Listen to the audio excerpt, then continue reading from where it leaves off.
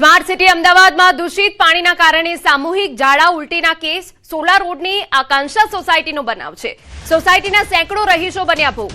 ડ્રેનેજનું પાણી પીવાના પાણી સાથે ભળી જતા લોકો ભોગ બન્યા। બનાવની જાણ થતા એએમસી આરોગ્ય અને ઇજનેર તંત્રમાં દોડધામ। 700 માણસોની અસર થઈ છે। 50 થી વધુ લોકો હોસ્પિટલમાં દાખલ છે તેવો દાવો છે। આકાંક્ષા ખાતે 2500 થી વધુ લોકો રહી રહ્યા છે। तो सोला रोडनी सोसायटीमां रोगचाळो फाटी निकळवानी भीति छे। जो कि दूषित पाणीना कारणे सामूहिक झाड़ा उलटीना केसो सामे આવ્યા છે। दूषित पाणीनो जे प्रश्न छे ए हजू सुधी हल નથી થયો। ડ્રેનેજનું જે પાણી છે એ ગટરના પાણી સાથે મિક્સ થઈ ગયું છે, જેના કારણે સોલા રોડ પરની આકાંક્ષા સોસાયટીના રહીશો પરેશાન થઈ ગયા છે। આપને દ્રશ્યો બતાવી રહ્યા છે કે મોટી સંખ્યામાં ત્યાં રોગચાળો ફાટી નીકળ્યો હોય તેવા દ્રશ્યો છે। 700 માણસોની અસર થઈ છે તેવી વિગત છે। 50 થી વધુ લોકો હોસ્પિટલમાં દાખલ છે તેવો દાવો પણ કરવામાં આવ્યો છે। તો સંપૂર્ણ વિગતે વાત કરવા માટે અમારા સંવાદદાતા પ્રણવ જોડાઈ ગયા છે। તેમની પાસેથી સીધી અપડેટ લઈએ। પ્રણવ, શું વિગત છે આપની પાસે? લોકોને પારાવાર હાલાકી પડી રહી છે।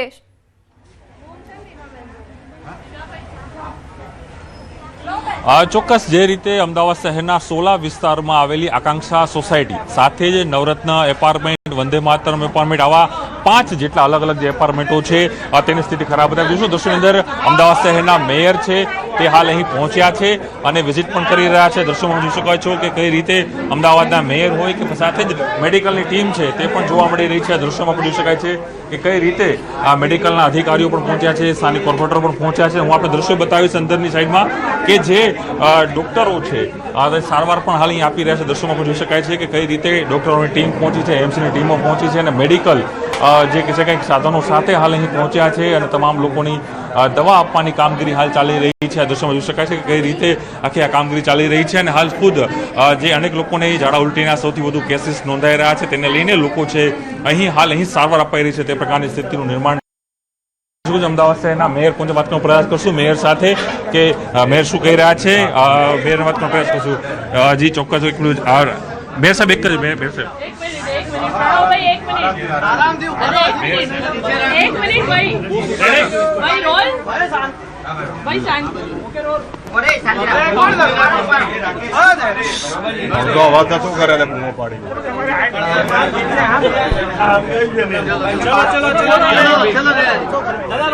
તો આપણે એ દ્રશ્ય બતાવી રહ્યા છે।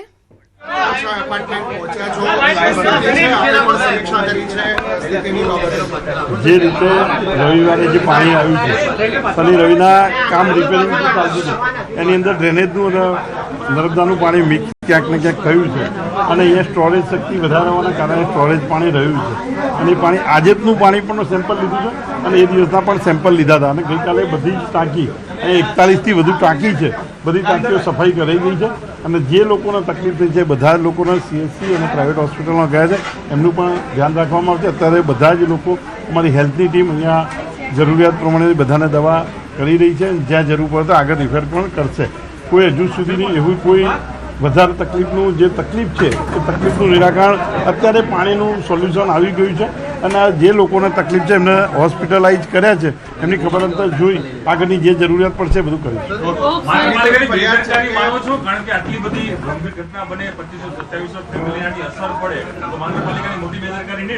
ડ્રેનેજ અને જ્યારે રિપેરિંગ કર્યું ત્યારે ખ્યાલ આવ્યો કે નર્મદાના પાણીની નીચે ડ્રેનેજની પાણી ખુલવાના કારણે જ ખ્યાલ આવ્યો, ખુદે નહીં તો સુધી તો પાણી કોઈની પહેલાંની ફરિયાદ હતી નહીં, આ ફરિયાદ થઈ એ ફરિયાદના કારણે જ આપણે રવિવારે ચેક કરાવ્યું હતું અને રવિવારે પછીનું જે પાણીની સેમ્પલ લીધા ગઈકાલે અમારા કોર્પોરેટરોને ખ્યાલ આવ્યો તો ગઈકાલે આવીને અહીંયા 40 ટાંકે સફાઈ કરાઈ છે ને નર્મદાનું પાણી વધતા ટેન્કરથી પાણી પણ આપવામાં આવ્યું છે।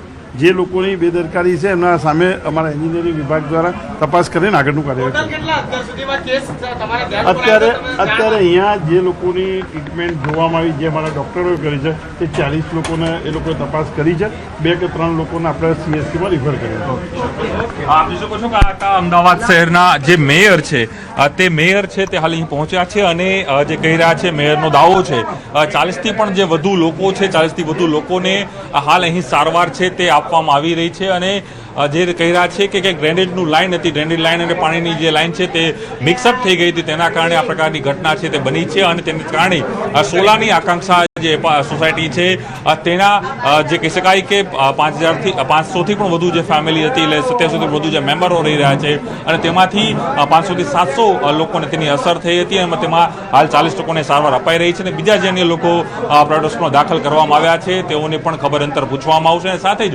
જેની પણ બેદરકારી અહીં હશે તે બેદરકારી સામે કાર્યવાહી છે. બિલકુલ આભાર પ્રણવ.